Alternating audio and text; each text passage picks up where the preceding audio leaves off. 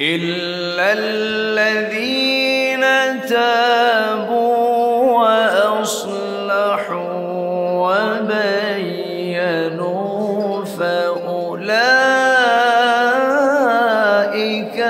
أتوب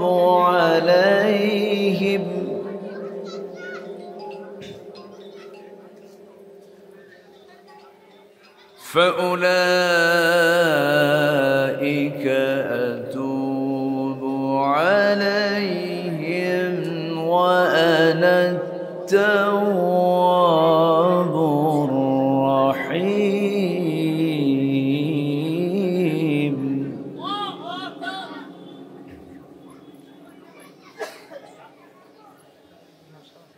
الله أكبر.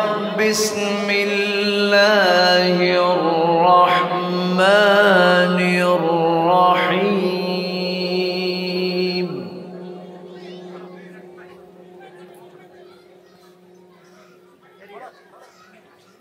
إن الله وملائكته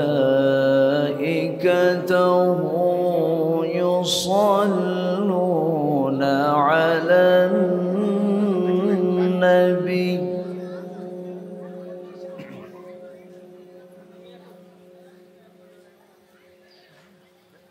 يا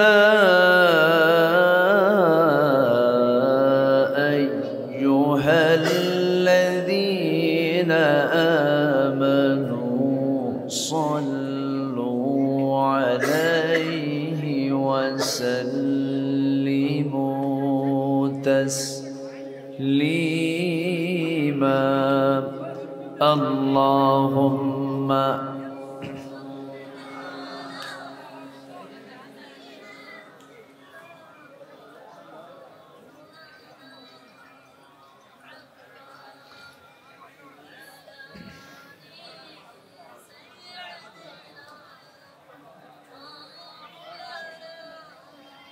সবাই বলুন بلغ العلا بكماله كشف الدجى بجماله حسنت جميع خصاله سلوا. سورة يوسف بداري حکمت لقمان امام قاری قرآن باری یہ ہے دل سادمان ما بلغ العلا بکماله کشف الدجى بجماله حسنت جميع خصاله سلوا.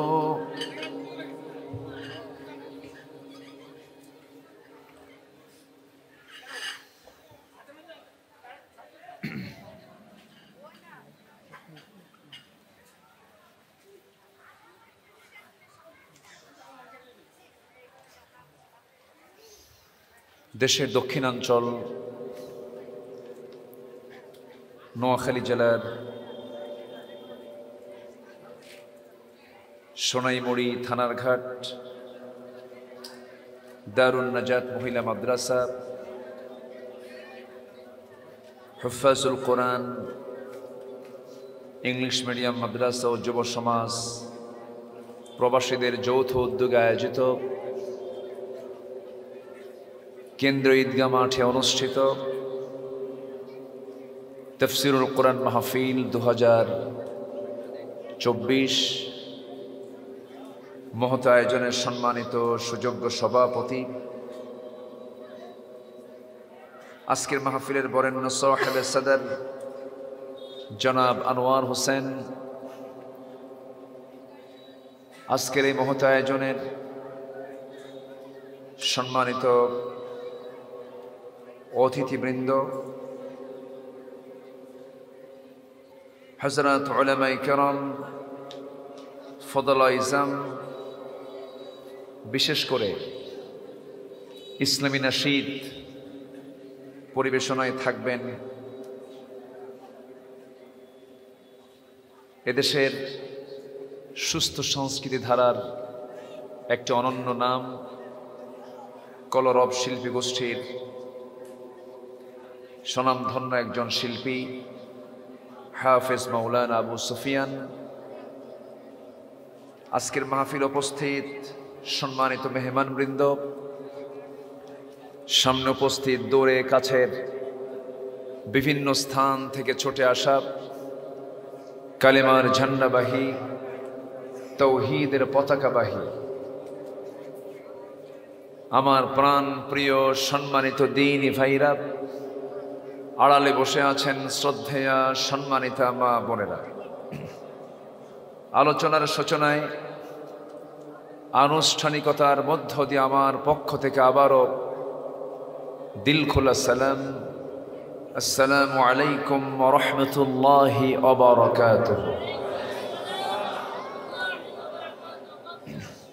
সবাই কেমন আছেন? আমাকে প্রশ্ন করে ফেলেছেন। আল্লাহ তাআলা আমাকে আপনার মতোই আপনার কাতারেই রেখেছেন, আলহামদুলিল্লাহ। মহান রব্বুল আলামিনের শুকরিয়া যে মহান আল্লাহ সুবহানাহু ওয়া তাআলা আমাকে আপনাকে একটি অনুকূল পরিবেশে কোরআন শোনার, কোরআন বোঝার এমন একটি বৈঠকে অসংখ্য লোকের মাঝ থেকে বাছাই করে আমাকে আপনাকে নির্বাচিত করেছেন যে মহান প্রভু, যে মহান রব, সেই মনিবের দরবারে, সেই রবের দরবারে আমরা সবাই লাখ কোটি সাজুদ শুকর আদায় করি। মুহাব্বাতান জোরালো কণ্ঠে বলে উঠছি আলহামদুলিল্লাহ। ইকো দরকার নাই, সাউন্ড বাড়ায় দেন, ক্লিয়ার করেন, আওয়াজটা সবার কানে কানে চলে যাক। এ তো গজল না, আওয়াজটা একটু বাড়ায় দেন এখানে। সম্মানিত হাজিরিন, 5 অগাস্ট এই তো মাত্র কয়েক মাস হলো। এর আগে এই তাফসির মাহফিলগুলো, ইসলামী মহাসম্মেলন, ইসলামী জালসা, এই মাহফিলগুলো বাস্তবায়ন করতে গেলে আগে থানার শরণাপন্ন হওয়া লাগত। কমিটিরা যেন প্রশাসনের কাছে যেন তারা ছিলেন আসামির মতো। দিনের পর দিন থানার বারান্দায় ঘুরে ঘুরে কমিটির জুতার তলা থাকতো না। সম্মানিত বন্ধুগণ, শুধু 1-2 বছর নয়, দীর্ঘ 16 বছর এই প্রতিকূল পরিবেশে এই জাতিকে অনেক কিছুই ফেস করতে হয়েছে। আল্লাহর শুকরিয়া, এমন একটি অনুকূল পরিবেশ ফেরত দিয়েছেন। তিনি আমার কে? আসতে বলবেন না, তিনি আমার কে? আল্লাহ তাআলা। বলছে সবাই আলহামদুলিল্লাহ, চিৎকার মেরে বলছে আল্লাহুম্মা ইন্নী আসআলুকা আল হুদা ওয়াত তুকা ওয়াল আফাফা ওয়াল গিনা। সবাই বলি আল্লাহুম্মা লাকা আসলামতু ওয়া বিকা আমানতু ওয়া আলাইকা তাওয়াক্কালতু ওয়া ইলাইকা আনাবতু ওয়া বিকা খাসামতু। আমরা আল্লাহ তাআলার শুকর আদায় করে নিলাম। সম্মানিত হাজিরিন, আমি সেখান থেকে কথা বলতে চাই যেখান থেকে আমি তেলাওয়াত দিয়ে শুরু করেছি। সূরাতুল বাকারার 159 এবং 60 এই দুটো আয়াত আমি তেলাওয়াত করেছি। যে দুটি আয়াতের ভিতরে আল্লাহ রাব্বুল আলামিন বান্দার কিছু অপরাধের কারণে তার প্রতি লানতের ঘোষণা দিয়েছেন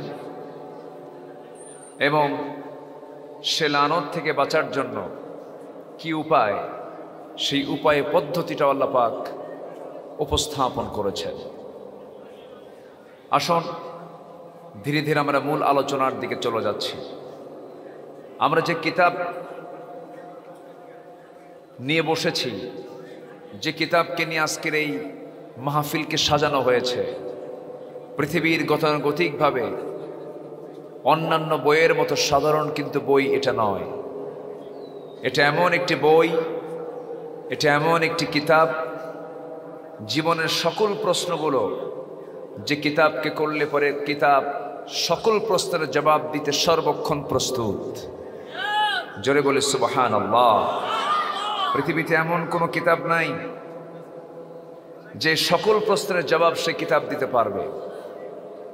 আমার আপনার প্রশ্ন ফুরে যাবে, কিন্তু কোরআন তার জবাব দিতে কখনো ব্যর্থ হবে না। সেই মহাগ্রন্থ আল কোরআন আল্লাহ তাআলা আমাকে আপনাকে সবচেয়ে বেশি দয়া করে দিয়েছেন। আল্লাহ রাব্বুল আলামিন বলেন, আর-রাহমানু আল্লামাল কুরআনা খালাকাল ইনসানা আল্লামাহুল বায়ান। যিনি রহমান, তিনি রহমান, যিনি বান্দাকে কোরআন শিক্ষা দিয়েছেন। আল্লাহ রাব্বুল আলামিন এই পৃথিবীতে যত কিছু বান্দার জন্য সৃষ্টি করেছেন, চোখে যা ধরা পড়ে, এই বিশাল আকাশ, বিস্তৃত জমিন, সাত সমুদ্র, সকল সৃষ্টিরাজি যা কিছু তিনি বানিয়ে দিয়েছেন, এসব কিছু যদিও বান্দার জন্য সৃষ্টি করেছেন, যত নিয়ামত তিনি দিয়েছেন, এর মধ্যে সবচাইতে বান্দার জন্য বড় আল্লাহর পক্ষ থেকে হাদিয়া হলো আল্লাহর কালাম কোরআন। জোরে বলি সুবহানাল্লাহ। এই কিতাব যদি নাজিল না হতো, আমি আল্লাহকে চিনতাম না, রাসূলকে চিনতাম না, আখিরাত বুঝতাম না, জান্নাত জাহান্নাম চিনতাম না, বুঝতাম না। আল্লাহ রাব্বুল আলামিন এই কিতাবের মধ্য দিয়ে তার পরিচয় তিনি তুলে ধরেছেন। রাসূলকে চিনতে পেরেছি, আল্লাহকে চিনতে পেরেছি, পথটাকে চিনতে পেরেছি। আমার বন্ধুগণ, সবচেয়ে বড় নিয়ামত আল্লাহর পক্ষ থেকে হচ্ছে আল্লাহর কালাম কোরআনে কারীম। আল্লাহ সম্পর্কে আপনি কি প্রশ্ন করবেন, কোরআন জবাব দিয়ে দেয়। রাসূল সম্পর্কে কি প্রশ্ন করবেন, কোরআন জবাব দিয়ে দেয়। আখিরাত সম্পর্কে কি প্রশ্ন করবেন, কোরআন বলিষ্ঠ জবাব দিয়ে দেয়। যেমন আমরা একটু দেখি, দুই একটা প্রশ্ন করে দেখি কেমন জবাব আল্লাহ রাব্বুল আলামিন দিয়েছেন। যেমন প্রথম প্রশ্ন আমরা করব, আল্লাহ এই যে বিশাল আকাশ, বিস্তৃত জমিন, এই জমিন, এই বিশাল আকাশ কে সৃষ্টি করেছে? আল্লাহ রাব্বুল আলামিন বলেন, আল্লাহু খালিকু কুল্লি শাইইন ওয়া হুয়া আলা কুল্লি শাইইন কাদির। জোরে বলুন আল্লাহু আকবার। আল্লাহ রাব্বুল আলামিন বলেন, এই জমিনে, এই দুনিয়াতে যা কিছু সৃষ্টি করা হয়েছে সব তিনি সৃষ্টি করেছেন।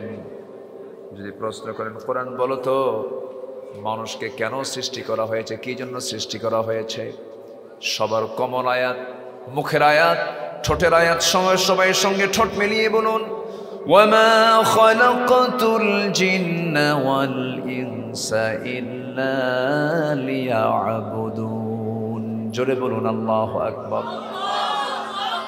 নাম্বার 3, জীবন মৃত্যু কেন সৃষ্টি করা হয়েছে? জীবনটা কেন দিলেন, মৃত্যু কেন দিলেন? আল্লাহ রাব্বুল আলামিন বলেন, হুয়াল্লাযী খালাকাল মাউতা ওয়াল হায়াতা লিয়াবলুয়াকুম আইয়ুকুম আহসানু আমালান ওয়া হুয়াল আজিজুল গফুর। জোরে বলুন আল্লাহু আকবার। জীবন মৃত্যু দেওয়ার লক্ষ্য হলো যেন তিনি বুঝিয়ে নিতে পারেন তোমাদের মধ্যে কোন কোন বান্দাগুলো ভালো আমলগুলো করে যেতে পারে। ভালো আমলের জন্যই জীবন মৃত্যু তিনি সৃষ্টি করেছেন। নাম্বার 4, আপনি যদি কোরআনটাকে প্রশ্ন করুন, কোরআন তোমার এই কথাগুলো উপদেশগুলো কারা শুনতে পারে, কোন লোকেরা শুনতে পারে? আল্লাহ রাব্বুল আলামিন বলেন, সায়াযাক্কারু মান ইয়াখশা ওয়া ইয়াতাজান্নাবুহাল আশকাল্লাযী ইয়াসলান নারাল কুবরা। নাম্বার 5, তোমাকে ভয় করে চললে কি প্রতিদান তোমার পক্ষ থেকে আছে? কোরআন তুমি বলে দাও তো। কোরআন জানিয়ে দিচ্ছে, লাকিনিল্লাযীনা ইত্তাকাও রাব্বাহুম লাহুম জান্নাতুন তাজরি মিন তাহতিহাল আনহার খালিদিনা ফিহা নুজুলাম মিন ইনদিল্লাহ وما عند الله خير للأبرار। আল্লাহকে ভয় করলে এমন জান্নাত দেওয়া হবে যে জান্নাতের নিচ দিয়ে নহর প্রবাহিত, এবং সেই জান্নাতটা হবে ক্ষণস্থায়ী না চিরস্থায়ী?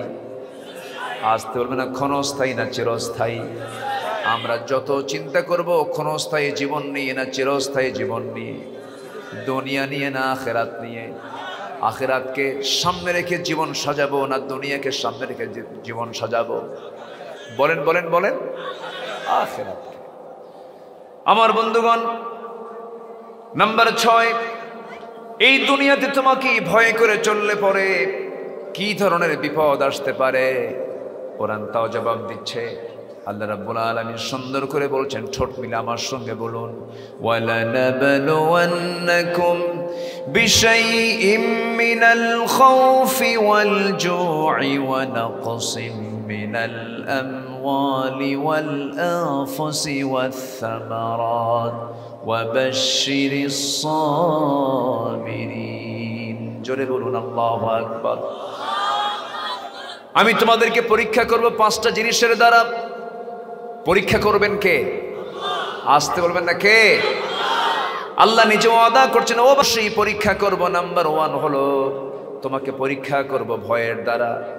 নাম্বার 2 হলো ক্ষুধার দ্বারা। নাম্বার 3 হলো জানমালের দ্বারা। নাম্বার 4 হলো ফল ফলাদির স্বল্পতার মধ্য দিয়ে এরকম। এরপরে নাম্বার 5 হলো জীবনের মধ্য দিয়ে, জান এবং মাল দুটো। এখানে এই মোট 5টা বিষয় নিয়ে 5টা জিনিসের মধ্য দিয়ে আমার সকল জীবনের পরীক্ষা করবেন তিনি। আমার কে? এই পরীক্ষায় ফেল চাই না পাস চাই? ফেল করতে চাই না পাস করতে চাই? যে পাস করবে সেই তো জান্নাতি, যে পাস করতে পারবে না সে তো জান্নাত পাবে না। দুনিয়ার কাছে ঈমান বিক্রি করে ফেলে এমন কাঠ মোল্লা আমার দেশে আছে না নাই? আসতে বলবেন না, আছে না নাই? বাইতুল মুকাররম কি মসজিদ বলেন? বলেন বলেন। জাতীয় মসজিদ। অবশ্য নতুন খতিব নিযুক্ত হয়েছেন আপনাদের এলাকার। বলি আলহামদুলিল্লাহ। লাকসাম, ওই তো একই এলাকা, তো জেলা ভিন্ন হোক কিন্তু ভাষা তো একই, ঠিক আছে না? লাকসাম, মনোহরগঞ্জ, এরপরে এটা কি থানার হাট, সব পাশাপাশি। এদেশের শুধু নয়, সাবকন্টিনেন্টের তিনি একজন পরিচিত জন, প্রসিদ্ধ একজন আলেমে দ্বীন, শাইখুল হাদিস আব্দুল মালিক হাফিজাহুল্লাহ, আপনাদের এলাকার সন্তান। মনে হচ্ছে এবার আমার কাছে মনে হচ্ছে যে খতিব মাওলানা ওবায়দুল হকের শূন্যতা তিনি পূরণ করতে পারবেন। জোরে বলি ইনশাআল্লাহ। এর আগে একজন ছিলেন, তার পিতা যোগ্য ছিলেন, মরহুম মকবুল শামসুল হক ফরিদপুরি রাহিমাহুল্লাহ একজন সন্তান তিনি ছিলেন। 5ই অগাস্টের পরের দিন নিখোঁজ সংবাদ, খতিব নাই। নিখোঁজ সংবাদ কি নাই? খতিব নাই। মসজিদের খতিব পালায় গেছে। 2 সপ্তাহ পর জুমার নামাজ পড়াতে আসছেন কিছু গুন্ডা বাহিনী নিয়ে। নামাজ পড়াতে এসে কি নামাজ পড়াতে পেরেছেন? পারেন। শেষমেশ জুতার বাড়ি খায়া, এমন জুতার বৃষ্টি শুরু হয়েছে, সেখান থেকে কোনো মতো বের হয়ে সাংবাদিকদের লক্ষ্য করে বলছে, আমি আজকে অল্পের জন্য বেঁচে গেছি, আমার গায়ে কোনো জুতার বাড়ি লাগে নাই। তাহলে এমন খতিব আমার দেশে আছে না নাই, যারা ভয়ে পালায়। আবার এমন কলঙ্কিত ইতিহাস সৃষ্টি করেছে এক শ্রেণীর আলেম নামের কলঙ্ক, যারা গণজাগরণ মঞ্চে গিয়ে বলেছে আমি আমার জীবনের সবচেয়ে শ্রেষ্ঠ ভালো কাজ আজকে করতে পেরেছি।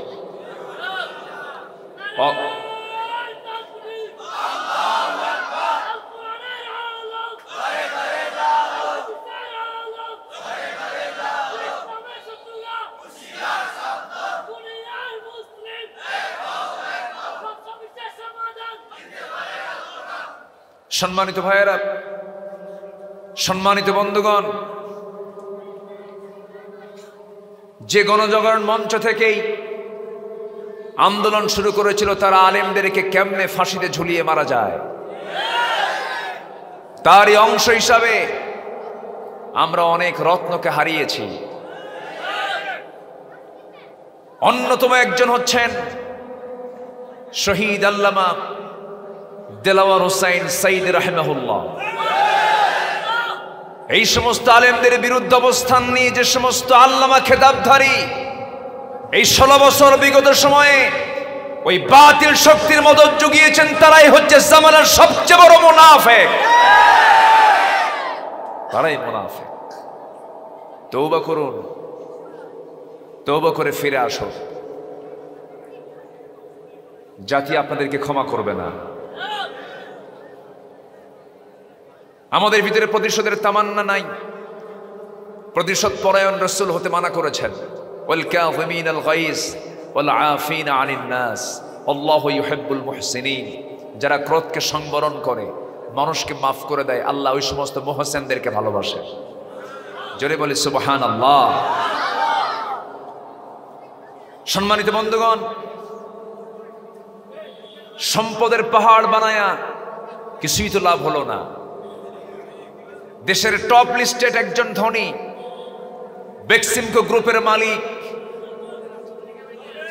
সম্মানিত বন্ধুগণ, হাজার হাজার কোটি টাকার মালিক, হলমার্ক কেলেঙ্কারি, শেয়ার বাজার কেলেঙ্কারি সহ এই জাতির প্রচুর সম্পদ তারা শোষণ করে দেশ থেকে পাচার করেছে। লাভ হলো কি? বাঁচার জন্য চেষ্টা করলো, বাঁচার জন্য চেষ্টা করলো, চললো এমন নৌকায়, নৌকার ভেড়ে নাই।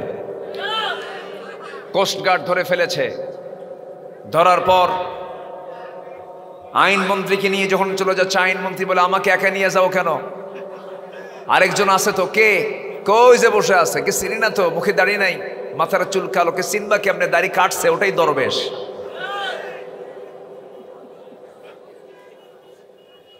সম্মানিত ভাইয়েরা, যারা নিজের প্রয়োজনে দাড়ি রাখে, রাসূলুল্লাহর সুন্নতে নয়, নবীজির মুহাব্বতে নয়, যারা নিজের প্রয়োজনে দাড়ি রাখে, দাড়ি কাটে, যারা মাথায় পট্টি বাঁধে আবার ওই মাথায় তিলক লাগায়, তারাই ধর্মের ব্যবসায়ী, আলেমরা নয়।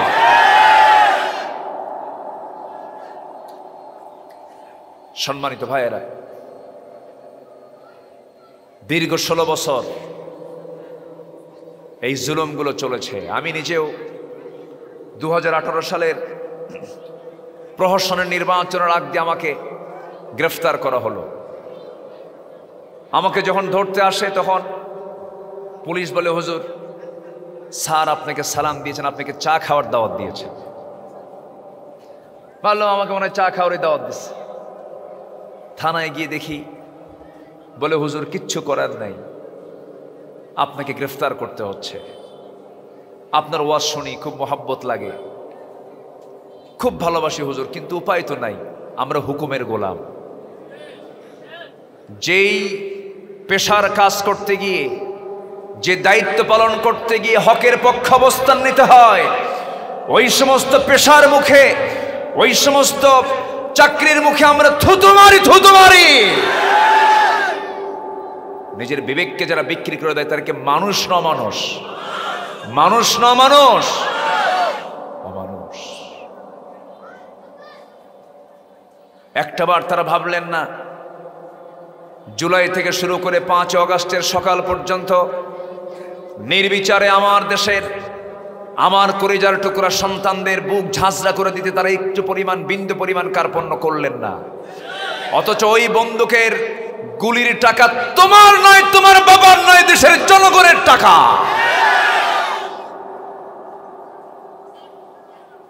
কষ্ট হচ্ছে নাকি আপনাদের? কথা বলবো, কথা বলবো, কোনো সমস্যা নাই তো? কথা বলতে পারেনি তো 16 বছর, একটু মন খুলে কথা বলি। ওরা বলে আমরা নাকি রাজাকার, আমাদেরকে তোমরা যা মিন করে রাজাকার বলেছ, আমাদের কেউ পাকিস্তান যায় নাই, কিন্তু তোমরা যারা ভারতীয় রাজাকার সব ভারতে গিয়ে বসে আছো। আলেমরা পালায় না, আলেমরা পালায়, আলেমরা পালায়। পালাইছে কেউ? পালাইছে। 2009 সালে আল্লামা সাইদ রাহিমাহুল্লাহর সাথে একই বছর হজের সফরে যাওয়ার সুযোগ আল্লাহ পাক আমাকে করে দিয়েছিলেন। ফার্স্ট 2009 সাল। আমি তাকে খুব কাছ থেকে চিনতাম, খুব ভালোবাসতাম। আল্লাহ তুমি তার কবরটাকে জান্নাতের নূর দিয়ে মুনাফফার করে দাও, জোরে বলি আমিন। সেই সময় ট্রাইব্যুনাল গঠন হচ্ছে, মামলার প্রক্রিয়া হচ্ছে। উনি দেশে আসলে গ্রেফতার হবেন। ওনাকে বলা হলো আপনি হজের সফরে যখন চলে আসছেন, সৌদি গভর্নমেন্ট আপনাকে সিটিজেনশিপ দিবে, আপনি এখানে থেকে যান। উনি বললেন আমার দল, আমার দলের কর্মী, আমার দেশের জনগণ মজলুম থাকবে, জেল খাটবে, আর আমি বাইরে এসে আরামে দিন যাপন করব, এমন শিক্ষা আমার রাসূল আমাকে দেন নাই। দেশে ফিরে এসেছেন, বুকটা উঁচু করে হকের কথা বলেছেন জেলখানা থেকেই। কারাবরণ করেছেন 13 বছর, নির্যাতিত নিষ্পেষিত হয়ে পরিকল্পিত হত্যাকাণ্ডের মধ্য দিয়ে তাকে পয়জনিং করে হসপিটালে শেষ করে দেওয়া হয়েছে। নোয়াখালীর থানার হাট এই মাহফিল ময়দান থেকে সুস্পষ্ট ভাষায় জানিয়ে দিতে চাই, যে সমস্ত ডক্টর, যে সমস্ত চিকিৎসক, এই মেডিকেল টিম পরিকল্পিতভাবে তাকে সাজিয়ে গুছিয়ে ক্লিনিকে নিয়ে এসে যারা পয়জনিং করে হত্যা করেছে, অবিলম্বে তাদেরকে গ্রেফতার করা হোক, দৃষ্টান্তমূলক শাস্তি দেওয়া হোক। রাজি আছেন কারা কারা? হাত উঁচু করে দেখা।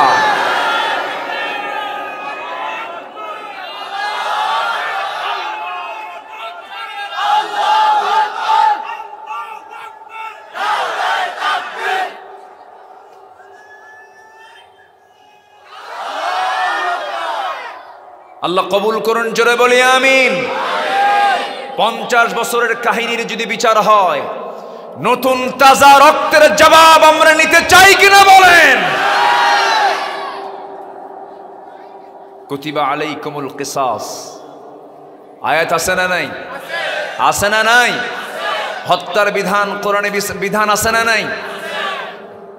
অবশ্যই কোন জালিমকে আমরা আশ্রয় প্রশ্রয়, তাদের ব্যাপারে আমরা কোনো নরম হতে পারবো?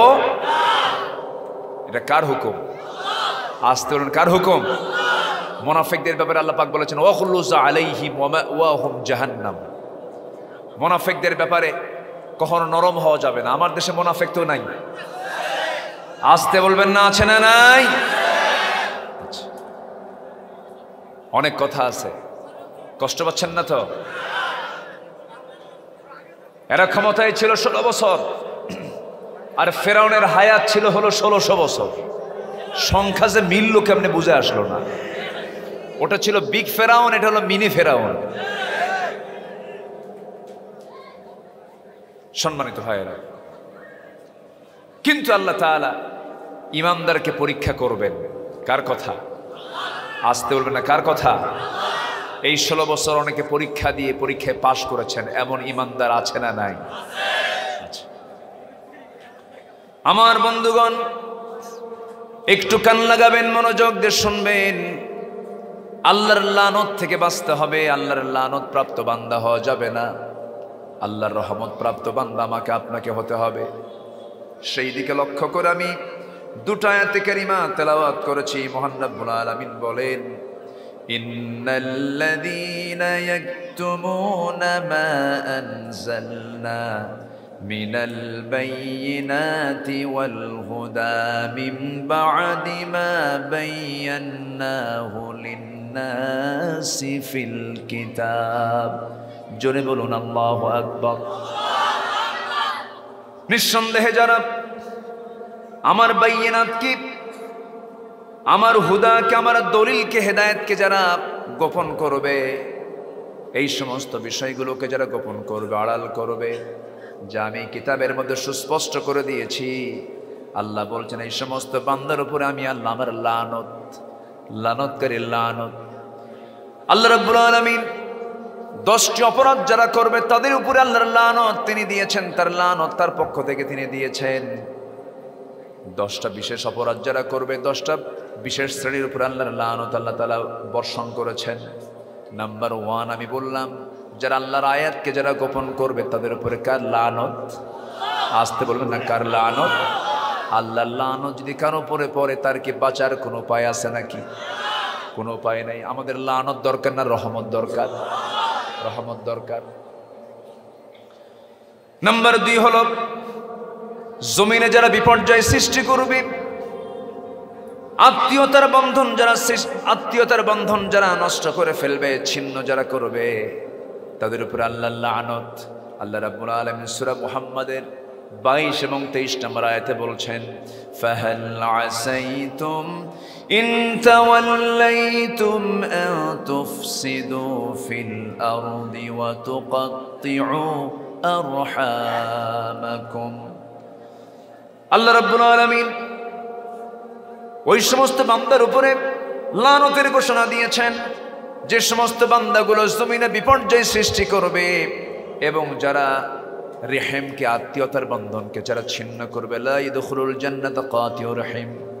আল্লাহ বলছেন, উলাইকাল্লাযীনা লা'আনাহুমুল্লাহ ফাআসাম্মাহুম ওয়া আ'মা আবসারহুম। ওই সমস্ত বান্দার উপরে আল্লাহর লানত বর্ষিত হবে। এই জন্য আমরা জমিনে ফাসাদ সৃষ্টি করব, এমন আচরণ যদি আমার দ্বারা যদি প্রমাণিত হয়ে যায়, আমার উপরে লানত বর্ষণ করবেন তিনি কে? লানত কি এখন পড়ে নাই? যারা বিপর্যয় সৃষ্টি করেছিল, যারা আদালত চত্বরকে যারা জিম্মি করে জোরপূর্বক রায় ছিনিয়ে নিয়েছিল, আল্লাহ তাদের কাজকে উলঙ্গ করে দিয়েছেন, ঠিক কিনা? যে আদালত প্রাঙ্গণে আইনমন্ত্রীর নির্দেশে নিরপরাধ মানুষগুলোকে ধরে ধরে হ্যান্ডকাফ লাগায়া মাসের পরে মাস রিমান্ডে নিয়েছে, সেই আইনমন্ত্রী আজকে তার হাতে হ্যান্ডকাফ পরানো। কথা ক্লিয়ার? লানত বর্ষণ করেন কে? জমিনে বিপর্যয় সৃষ্টি হলে পরে কে লানত বর্ষণ করেন? আল্লাহকে দেখাতে পারেন? ফেরাউনকে দেখিয়ে দিয়েছেন কে? নমরুদকে দেখিয়ে দিয়েছেন কে? আবু জেহেলকে দেখিয়ে দিয়েছেন কে? সে আল্লাহ আজও আছেন না নাই? সমস্ত অপকর্মের সবকিছু উন্মুক্ত করে দিয়েছেন জাতির সামনে। আর কি অপকর্মগুলো করেছে! আয়না ঘর বানিয়েছিল। কি বানিয়েছিল? আয়না ঘর। আমি নিজে গিয়েছি, দেখেছি।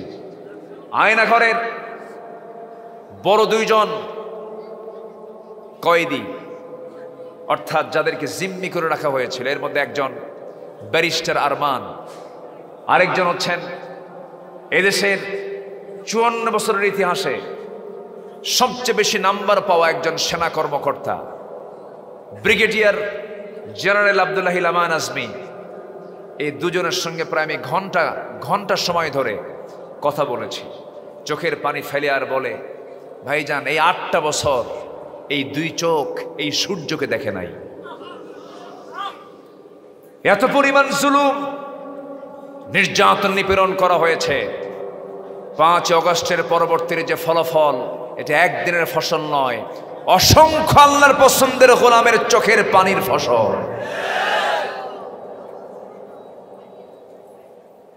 গত বছরের 14 অগস্ট হার্টের রোগী বানায়া আল্লামা সাইদিকে যখন জেলখানা থেকে বের করে যখন হসপিটালে ঢুকানো হচ্ছিল, তিনি কি কেঁদেছিলেন না হেসেছিলেন? সে হাসির ফলাফল আজকে আমরা একটু পেয়েছি, ঠিক কিনা বলেন? আমাদের কাজ এখন এই বিজয় আসল বিজয় নয়। আসল বিজয় হচ্ছে যতক্ষণ না পর্যন্ত জমিন আল্লাহর দিন কায়েম না হবে, আমাদের সবাইকে সম্মিলিত চেষ্টার মধ্য দিয়ে বাতিল শক্তির মোকাবেলা করে, বাতিল শক্তিকে উৎখাত করে এই জমিনের সকল দিনের উপরে, সকল তন্ত্র মন্ত্রের উপরে আল্লাহর দিনকে বিজয়ী করার জন্য সর্বাত্মক চেষ্টা করার দরকার আছে না নাই? জান এবং মাল দিয়ে কোরবান দিতে রাজি আছেন কারা কারা? দুহাত উঁচু করে দেখাও মুসলমান।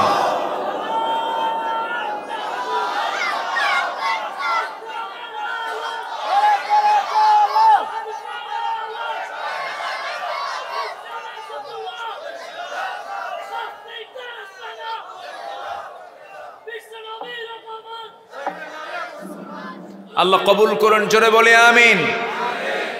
মাইক আজান কেন? আচ্ছা, আজকে এশার আজান 7:30 দেওয়া হবে। জামাত 7:45 অনুষ্ঠিত হবে। একটি এলান শুনুন, আজকের এশার আজান 7:30 দেওয়া হবে। জামাত 7:45 অনুষ্ঠিত হইবে। জি ঠিক আছে। এশার নামাজের সময় একটু কম থাকে না বেশি থাকে? তো একটু বাড়ানো হয়েছে, এটা নিয়ে আবার কোনো ফতুয়াবাজি হবে না তো? আমার দেশে কিছু ফতুয়া সন্ত্রাস আছে, ফতুয়া সন্ত্রাস আছে না নাই? আছে। এমনি ফতুয়া মারে, আছে না কিছু, যা মনে হয় তাই কয়। একজন ফতুয়া দিল কিয়ামত পর্যন্ত হরতাল হারাম। তাহলে আজকে যে 5ই আগস্টের ফলাফল আসলো, অবরোধ না করে হয়েছে, হরতাল না করে হয়েছে, সবকিছু আন্দোলন, চূড়ান্ত আন্দোলন না করে কি হয়েছে? যে মুফতি ফতুয়া দিল কিয়ামত পর্যন্ত হরতাল হারাম, ও এখন বাংলাদেশে কেন? ঠিক কিনা? মুখে যা আসে তাই বলে, বলে যে কিয়ামত পর্যন্ত হরতাল হারাম বলে দিচ্ছে। অন্যের প্রতিবাদ করার জন্য আমাদের প্রতিবাদের ভাষা অবশ্যই আমাদের মুখে আনার দরকার আছে না নাই? মান রাআ মিনকুম মুনকারান ফালিয়ুগাইয়িরহু বিয়াদিহি। অন্যের প্রতিবাদ করার জন্য প্রথম পদক্ষেপ হলো হাত দিয়ে মিটায়া দাও, হাত দিয়ে সরাইয়া দাও আগে। এজন্য জোর প্রয়োগের, শক্তি প্রয়োগের ঘোষণা ইসলামে আছে না নাই? আছে। সম্মানিত ভাইরা, তাহলে আমরা কি আল্লাহর রহমত প্রাপ্ত হতে চাই না লানত প্রাপ্ত হতে চাই? তাহলে 10টা অপরাধ থেকে আমরা নিজেকে গুটিয়ে রাখবো, বিরত রাখবো। নাম্বার 1, আল্লাহর আয়াতকে কখনো গোপন রাখবো না। জোরে বলি ইনশাআল্লাহ। সমস্ত আয়াতকে আমরা আড়াল রাখবো না, প্রকাশ করে দেব, প্রকাশ করে দেব। আয়াতকে গোপন রাখার কোনো সুযোগ নাই। ওমান আযলামু মিম্মান কাতামা শাহাদা। সবচেয়ে বড় জালিম কি হতে পারে? যারা সত্যকে যারা আড়াল করে। সত্যকে আড়াল করার মতো কিছু টুপিওয়ালা দাড়িওয়ালা আমার দেশে আছে না নাই? আমার বন্ধুগণ, আত্মীয়তার বন্ধন যারা ছিন্ন করবে তারাও আল্লাহর লানত প্রাপ্ত বান্দা। ভাইয়ের সঙ্গে কথা চলে না, বাবার সঙ্গে ছেলের কথা চলে না, বোনের সাথে ভাইয়ের সম্পর্ক নাই। কারণ বোনকে সম্পর্ক রাখলে পরে বোন সম্পত্তি চেয়ে বসে বাবার, বাবার সম্পত্তি বোনকে বুঝায় দেবে না, এই জন্য বোনের সঙ্গে কথা বলো না, সম্পর্ক রাখে না। এমন ভাই বুঝে নোয়াখালী নাই? আছে? বোনকে সম্পত্তি বুঝায় দিতে হবে কার বিধান? জি চাচা কি হয়েছে? মুরব্বি? ও এটা তো বলাও মুশকিল। হ্যাঁ বসেন, এটা বসেন। কি আঙ্কেল কই? তাহলে তো সমস্যা আছে। জি আব্বা এদিকে কি হয়েছে? এই যে সমস্যা নাই। হ্যাঁ জি ঠিক আছে। জি আমি কি কষ্ট দিয়ে ফেলছি নাকি আপনাকে? কারো কোনো অসুবিধা নাই তো? বলি আলহামদুলিল্লাহ, জোরে বলি আলহামদুলিল্লাহ। বসো। তাহলে আমার বন্ধুগণ, আত্মীয়তার বন্ধন ছিন্ন করা না রক্ষা করা? রক্ষা করলে রহমত দেবেন কে? আর ছিন্ন করে লানত দিবেন কে? তাহলে ভাই বোন, এরপর আত্মীয় স্বজন, পাড়া প্রতিবেশী, এগুলোর হক ইসলামে আছে না নাই? আছে না নাই? এই দিক থেকে হক রক্ষার দিক থেকে আগের যুগের লোক ভালো ছিল না এখনকার যুগের লোক ভালো? হ্যাঁ, আগেই ভালো ছিল। তাহলে এখন শিক্ষার হার কমছে না বাড়ছে? তো শিক্ষার হার বাড়লো, কিন্তু এই হকগুলো নষ্ট হয়ে গেল। তাহলে বুঝতে হবে আসল শিক্ষা জাতি এখনো পায় নাই। আসল শিক্ষা জাতি এখনো পায় নাই। বৃদ্ধাশ্রম আমার দাদার যুগে ছিল না, আমার দেশে এখন বৃদ্ধাশ্রম তৈরি হয়েছে।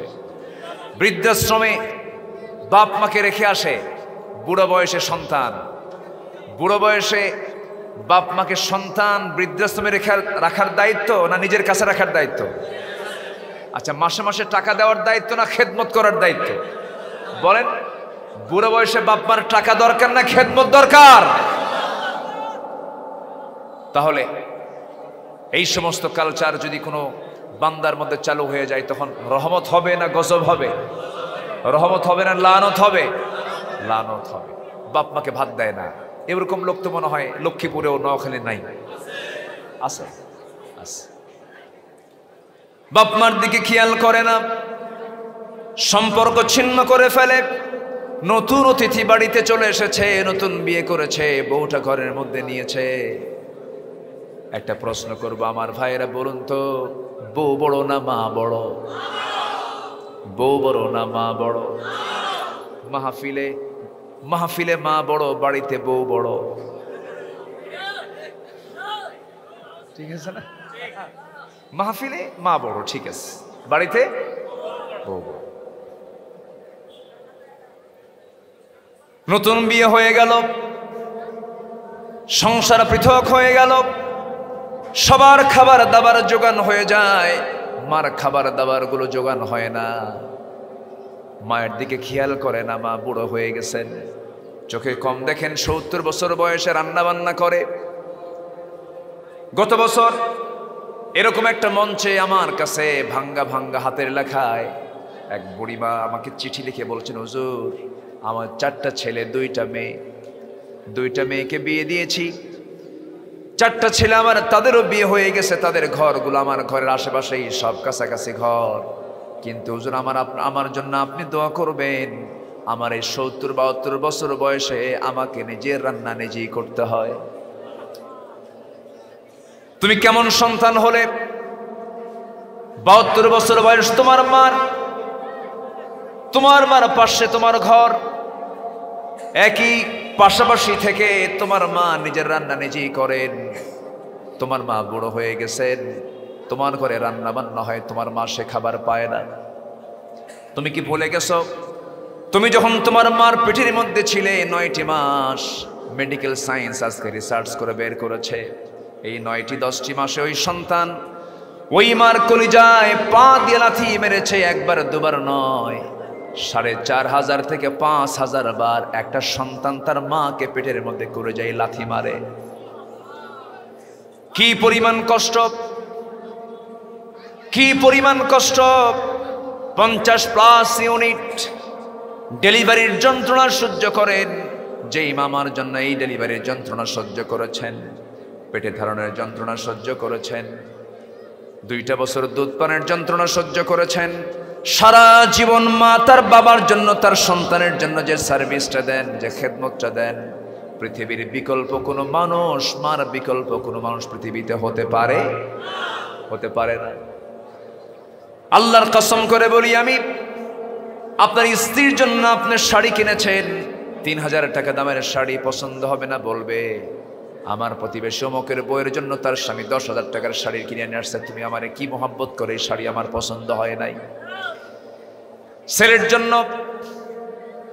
বড় ব্র্যান্ড কোম্পানির, রেডো কোম্পানির বড় একটা ঘড়ি আপনার সন্তানকে দিয়েছেন কিনে, ছেলে বলবে বাবা এই ঘড়ির চাইতে দামে আর একটা ঘড়ি ছিল, সুইজারল্যান্ডের একটা ঘড়ি, তুমি আমাকে কিনে দিলে না কেন?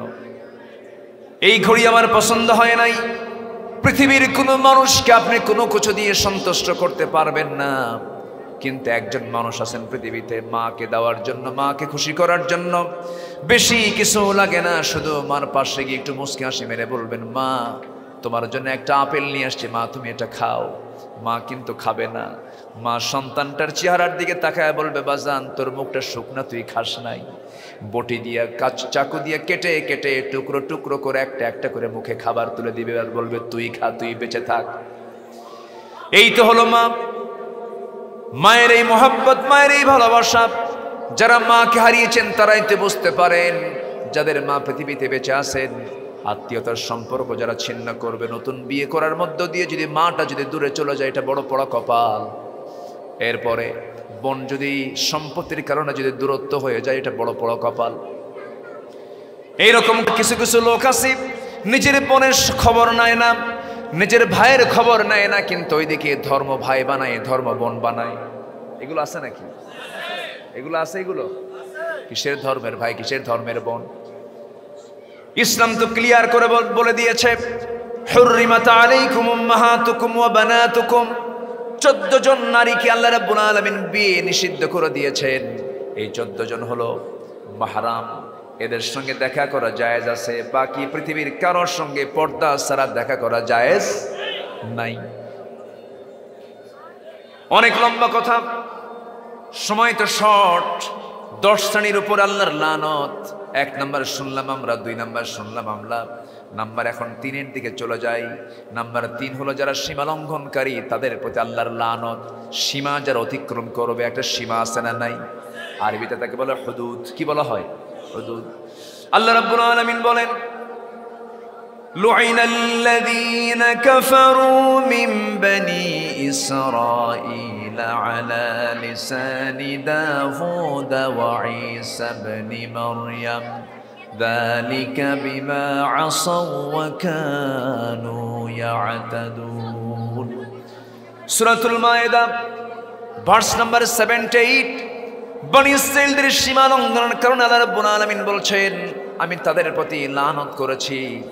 বনি ইসরাঈলদের প্রতি কত গজব নাজিল হয়েছে, কত লানত এসেছে তাদের উপরে। আল্লাহ রাব্বুল আলামিন তাদেরকে গজব দিয়ে শেষ করে দিয়েছেন। আল্লাহ রাব্বুল আলামিন সেই স্মৃতিচারণ করে বলছেন, তোমার সীমা লঙ্ঘন করো না, সীমা লঙ্ঘন করলে পরে আমার লানত বর্ষিত হয়ে যাবে। নাম্বার 4 হলো ওই সমস্ত বান্দার উপরে আমার লানত। আল্লাহ বলছেন, মাইয়াকতুল মুমিনান মুতাআম্মিদান ফাজাযাউহু জাহান্নাম খালিদান ফিহা ওয়া গাদিবাল্লাহু আলাইহি ওয়া লা'নাহু ওয়া আ'আদ্দা লাহু আযাবাম মুহিনা। জোরে বলুন আল্লাহু আকবার।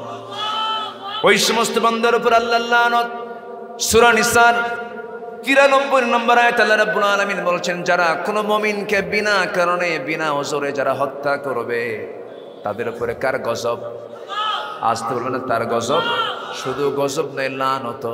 লানত এবং গজব দুটাই আল্লাহ পাক নাজিল করবেন এবং বলছেন তাদের জন্য প্রস্তুত করা হয়েছে যন্ত্রণাদায়ক জাহান্নামের আগুন। মানুষ হত্যা বড় অপরাধ। কোন মুমিনকে হত্যা করা মানে গোটা পৃথিবীর মানুষকে হত্যা করা। একটা মানুষকে মেরে ফেলা মানে গোটা পৃথিবীর মানুষকে মেরে ফেলে দেওয়া। বিগত 16 বছর আমরা যা দেখেছি, মানুষ মারাটা কঠিন ছিল না, সহজ ছিল। সহজ ছিল, সস্তা বিষয়, যাকে পাই তাকে ধরে গুম করে দেয়। এমনটা কেন হবে? এমনটা তো হওয়ার কথা ছিল না। নিজের ক্ষমতাকে পাকাপোক্ত করার জন্য যারা মানুষ হত্যা করে, তারা সবগুলো হলো ফেরাউনদের প্রেতাত্মা। কার প্রেতাত্মা? কারণ ফেরাউন কি করেছিল? ইযাবিহুনা আবনাআকুম ওয়া ইস্তাহয়ুনা নিসাআকুম।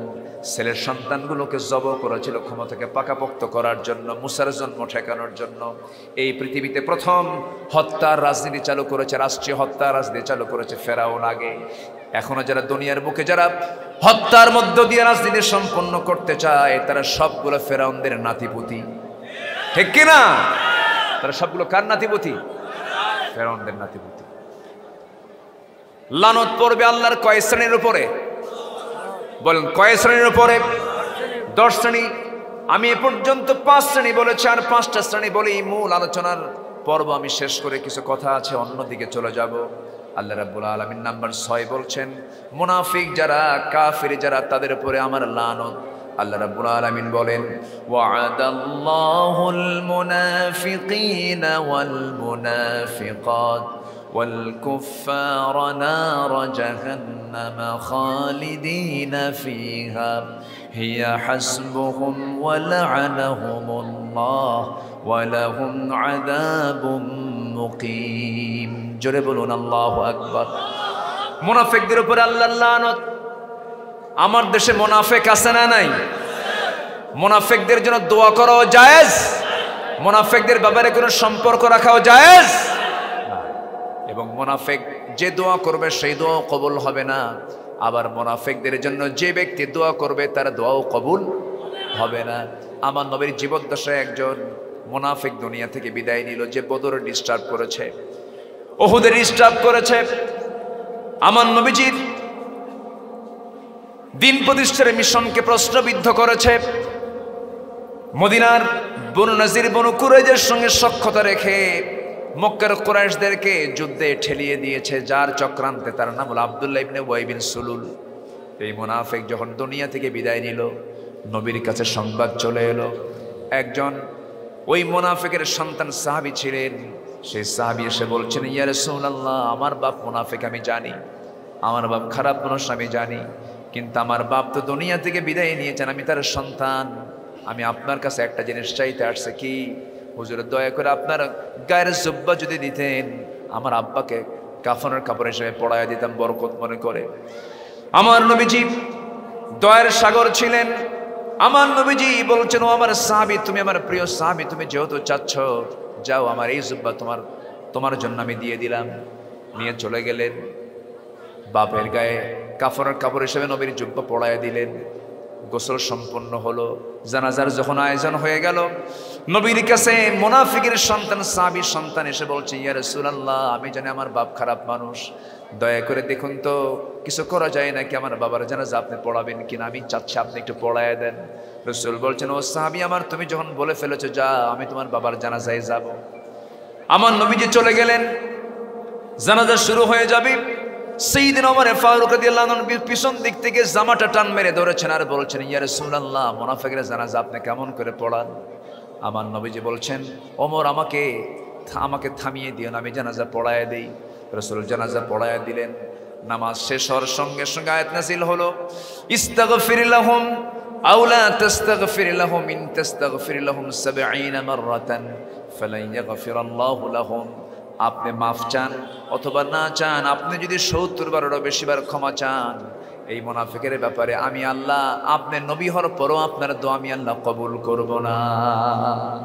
মুনাফিকদের পক্ষে রাসূল দোয়া করলে রাসূলের মতো ব্যক্তির দোয়া কবুল করেন না, তিনি কে? সেই মুনাফিকদের সঙ্গে আমাদের কোনো সম্পর্ক রাখা যাবে? আসতে বলবেন না, যাবে? আমার দেশে মুনাফিক আছে না নাই? মুনাফিকদের উপর আল্লাহর রহমত না লানত? লানত। নাম্বার 7 হলো কুফরি যারা করবে, কাফের অবস্থায় যারা মৃত্যুবরণ করবে, তাদের উপরে লানত। ইন্নাল্লাযীনা কাফারু ওয়া মাতু ওয়া হুম কুফফারুন উলাইকা আলাইহিম লা'নাতুল্লাহ ওয়াল মালাইকাতি ওয়ান নাসি আজমাইন। জোরে বলুন আল্লাহু আকবার। নাম্বার 8 হলো যারা আল্লাহ রসুলের শত্রু, যারা রসুলকে যারা কষ্ট দেয়, আল্লাহকে যারা কষ্ট দেয়, রসুলকে যারা গালিগালাজ করে, রসুলকে নিয়ে যারা ব্যঙ্গোক্তি করে, এমন কুলাঙ্গার কিছু আমার দেশে আছে না নাই? এখন ওদের তালিকা করার সময় হয়েছে, ওদের তালিকা করার দরকার আছে না নাই? স্বাধীনতার পর থেকে নিয়ে আজ পর্যন্ত যে সমস্ত কুলাঙ্গাররা আল্লাহ রসুল কোরআন ইসলাম নিয়ে যারা বাজে কথা বলেছে, ওদেরকে ধরা হোক, প্রকাশ্যে দিবালোকে হত্যা করে ওদের রক্ত মাংস হাড় হাড্ডি কুত্তা বিলাই দিয়ে খাওয়ানো দরকার। ইন্নাল্লাযীনা ইউযুনা আল্লাহ রাসূলাহু লা'নাহুমুল্লাহু ফিদ দুনিয়া ওয়াল আখিরা ওয়া আ'আদ্দা লাহুম আযাবান মুহিনা।